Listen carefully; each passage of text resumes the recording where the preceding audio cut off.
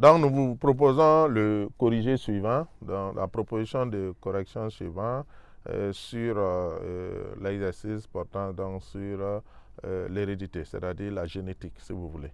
L'analyse du document 1, entre parenthèses, figure A et figure B, permet d'affirmer que chez les personnes atteintes de drépanocytose, l'hémoglobine est défaillante au niveau structural, ce qui a des conséquences fonctionnelles. C'est-à-dire qu'il y a un problème au niveau de la structure, au niveau donc de la constitution de l'hémoglobine, ce qui va empêcher l'hémoglobine de fonctionner correctement. C'est ce que ça veut dire.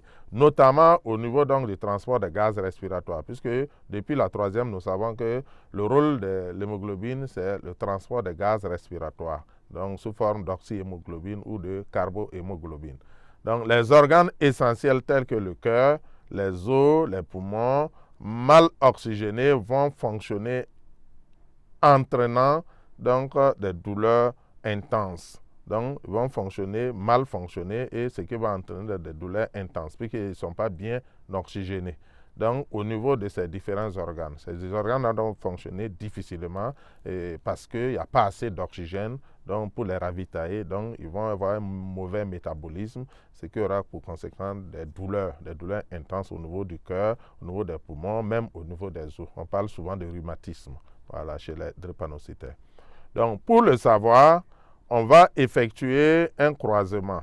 Donc, ça, c'est la question suivante, donc, qui a porté donc, sur le fait que le couple, donc, grand 3 9 et grand 3 8, je pense que c'est Madame Z et son mari, ils ont déjà eu 2 enfants drépanocytaires, donc on dit de montrer est-ce que l'enfant qui vient, il y a un enfant qui vient, un troisième enfant qui vient, est-ce que cet enfant-là pourrait être drépanocytaire et quels sont les risques pour que cet enfant soit drépanocytaire. Donc c'est la consigne, donc nous allons essayer d'apporter des éclairages donc, à ce niveau. Donc pour cela on dit que pour le savoir, on va effectuer un croisement entre les 2 parents. Donc grand 3 8 qui est Madame Z et grand 3 9 qui est le mari de Madame Z. Donc nous avons donc d'abord procédé donc au choix des allels. Mais avant ça, nous devons donc essayer de trouver est-ce que l'allèle responsable de la drépanocytose est récessif ou est-ce qu'il est dominant. Donc nous disons donc que 2 parents apparemment sains ont eu donc des enfants drépanocytaires.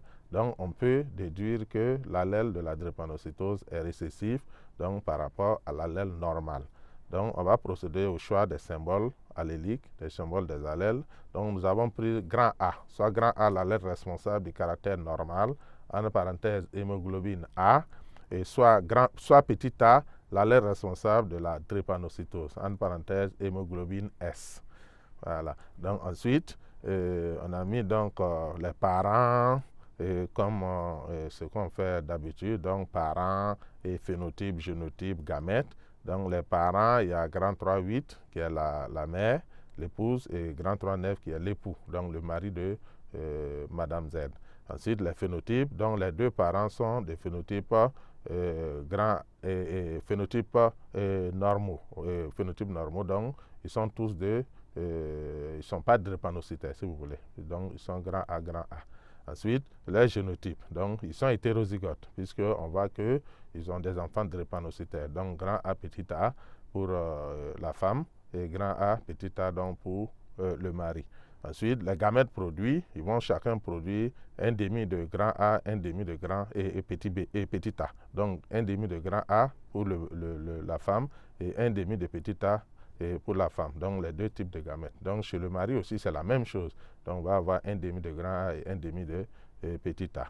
Donc ce qui va nous donner l'échiquier de croisement suivant.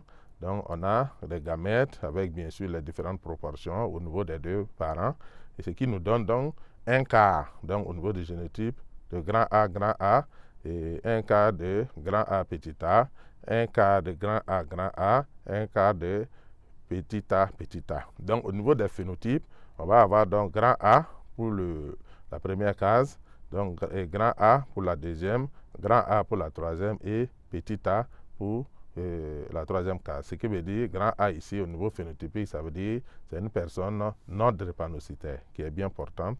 Donc ici également bien portante. Ici, le phénotype, donc grand A, ça veut dire il est non drépanocytaire bien portante. Maintenant, petit a, ça veut dire que la personne est drépanocytaire. Maintenant, nous faisons le bilan phénotypique.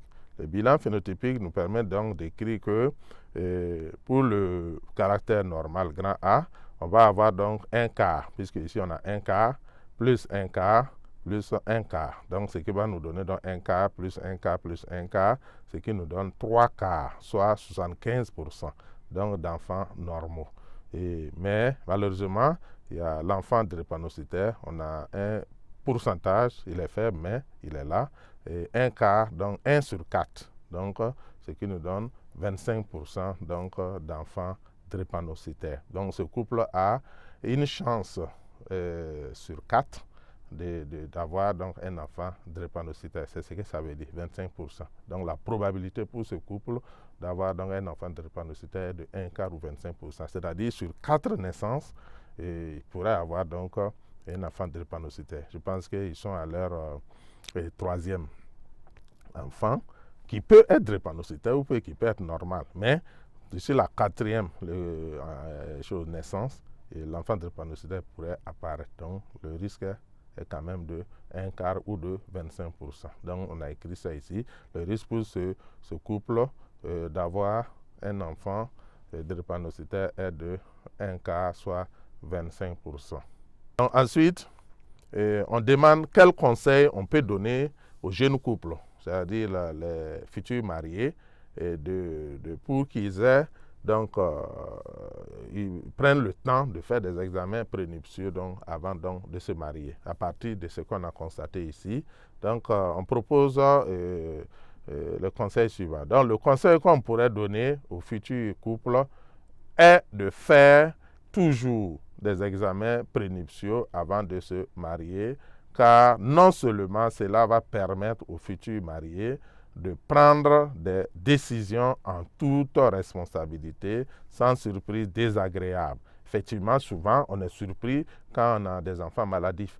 On ne sait pas pourquoi, alors qu'on aurait pu le savoir avant de se marier. Voilà, si on est par exemple le conjoint AS et que l'autre aussi est AS, il y a un risque, comme on vient de le voir, de 25%, c'est-à-dire sur 4 enfants, un peut être drépanocytaire. Donc, vous allez décider librement de continuer votre union, mais en vous préparant, bien sûr, à accueillir des enfants qui pourraient donc vous coûter un peu cher, en tout cas côté santé. Donc, si vous êtes préparé, et là, ça vaut mieux que d'être surpris. Donc, c'est ce qui fait que les examens prénuptiaux sont importants. Et en plus de ça aussi, donc je disais donc des surprises désagréables, que ce soit au niveau des enfants, parce qu'il peut y avoir d'autres surprises, ce n'est pas au niveau des enfants aussi, mais qui peuvent être bien portants ou maladifs, les enfants, mais aussi l'état de santé des futurs conjoints. Parce que souvent, il y a des couples malheureusement qui sont surpris.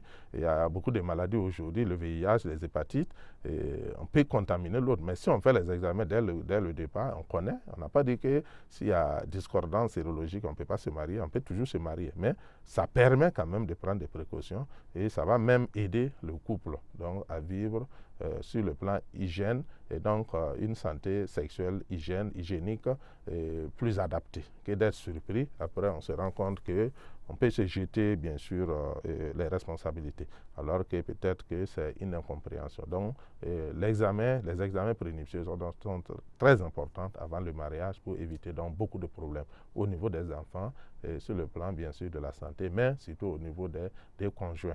Voilà, chacun connaît le statut de l'autre. Et ça permet aussi d'amorcer une hygiène sexuelle prometteuse. Voilà ce qu'on pouvait dire à ce niveau. Donc, je vous remercie.